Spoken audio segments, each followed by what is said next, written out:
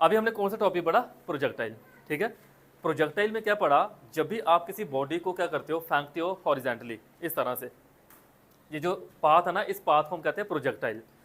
जिस रास्ते को ये ओबे करता है उस रास्ते को कल मैं पूछूं कि ये कौन सा पाथ है, दैट इज अ ट्रेजेक्टरी। कौन सा? ट्रेजेक्टरी। इसी को हमने एक इक्वेशन से प्रूव किया, वो इक्वेशन थी y इक्वल के एक्स स्क्वायर। इस इक्वेशन का मीनिंग ये है कि पाथ ऑफ द ऑब्जेक्ट कौन सा पाथ फॉलो कर रहा है, that is the parabolic path follow कर रहा है, वो पैराबोलिक पाथ। जैसे आपने गन शॉट, ठीक है, गन फायर, ऐसे बोल सकते, bullet fire from a gun, a stone thrown with initial velocity, ये कुछ इसकी एग्जांपल बनेगी। हमने इसके अलग अलग केस लिए। पहला केस इसका जो लिया हमने, वो लिया हमने कौन सा? हॉरिजॉन्टल डायरेक्शन वाला। हमने इसमें काइनेमेटिक की एक इक्वेशन का यूज किया हुआ है, वो इक्वेशन क्या है? S equal U T plus 1/2 eighty square का यूज किया हुआ है। हॉरिजॉन्टल में होगा तो एक्स एक्स लिखना, वर्टिकल में होगा वाई वाई लिखना है। क्या लिखना है? Y y. इक्वेशन आपने सेम वही यूज करनी है। हॉरिजॉन्टल में आपको मैंने बताया कि हॉरिजॉन्टल में हमारे पास जो वेलोसिटी है, वो जो ऑब्जेक्ट है वो एक कांस्टेंट वेलोसिटी से चल रहा है। अगर वेलोसिटी कांस्टेंट होगी तो उसकी एक्सेलरेशन कितनी होगी?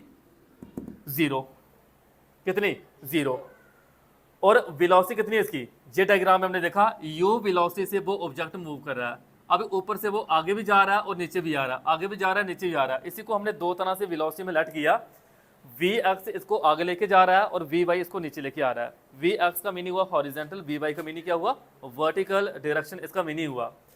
जब आपने उन्हीं इक्वेशन का इस्तेमाल किया, उस इक्वेशन का यूज किया, आपने वैल्यू पुट की, आपको मिल गया t इजिकल टू एक्स मान u, एक वैल्यू मिल गई।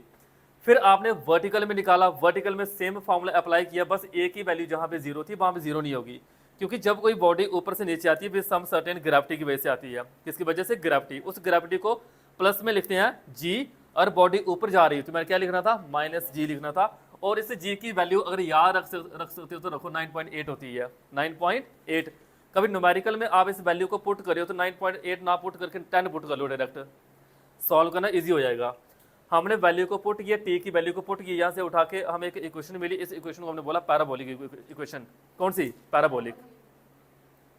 जहाँ तक डाउट कोई, समझते जाना, सुनते जाना मेरे को, ठीक है? कल मैं छोड़ूंगा नहीं किसी को, किसी की एक मिस्टेक होगी ना, बचोगे नहीं, ध्यान रखना। टेस्ट कल 100% इस क्वेश्चन का। बाकी टाइम ऑफ फ्लाइट की बात करें, टाइम ऑफ फ्लाइट का मीनिंग होता है कि एक ऑब्जेक्ट हवा में कितनी देर तक रह रहा है। जैसे मार्कर मैंने आपको कैच में दिया और मार्कर हवा में कितनी देर तक रहा, वो हमने लेट किया पी पॉइंट। और कितना टाइम लिया इसने जाने के लिए? कैपिटल टी टाइम लिया, वो टी से इसको डिनोट किया। तो जाने की ऊपर से बॉडी कहाँ आ रही है? नीचे। वर्टिकल वाला फार्मूला यूज करेंगे, वर्टिकल वाला फार्मूला यूज करेंगे तो क्या लगाना हमने? वाई वाई लगाना है। क्या लगाना हमने? वाई वाई लगाना हमने। तो जहां पे वाई की वैल्यू क्या पुट करेंगे हम? वाई की वैल्यू, ध्यान कहाँ आपका?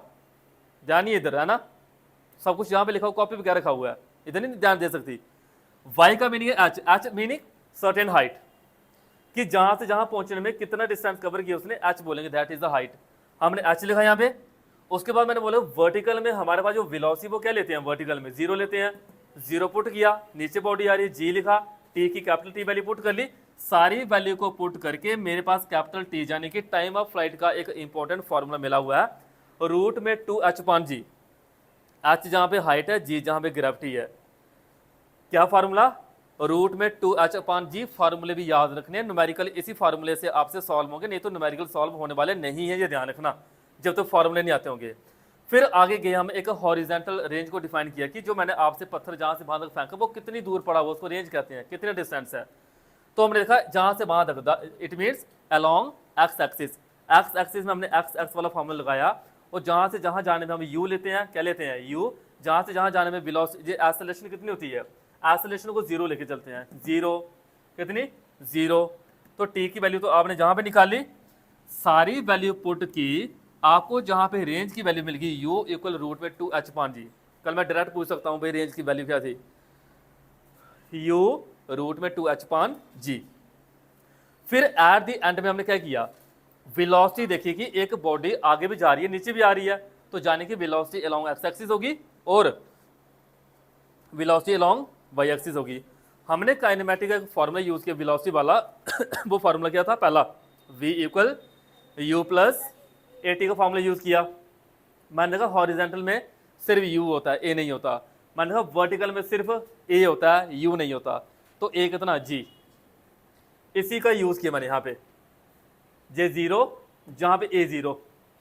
दोनों की वैल्यू निकाला, मैंने पुट किया, पुट करने से मुझे एक रिजल्टेंट वेलोसिटी मिली। क्या मिला? ये रिजल्टेंट वेलोसिटी। आफ्टर दैट मैंने बताया आपको कि अगर जे वेलोसिटी कुछ एंगल बना रही है अगर उस लाइन के साथ, तो हमने टेंजेंट की वैल्यू निकालते हैं। टेंजेंट होता है जो टेंजेंट वहां पे ड्रॉन किया हुआ है, जे टेंजेंट। जे टेंजेंट आता क्या है? Perpendicular upon base, perpendicular Y axis, जे क्या है? X axis. वैल्यू पुट की, जहां पे हमारा क्वेश्चन खत्म हुआ। समझ लगी क्या बोला? कोई डाउट है यहां तक किसी को? नहीं है? ये ध्यान रखना, इतना सा क्वेश्चन आप लोगों ने जरूर करना है, ठीक है।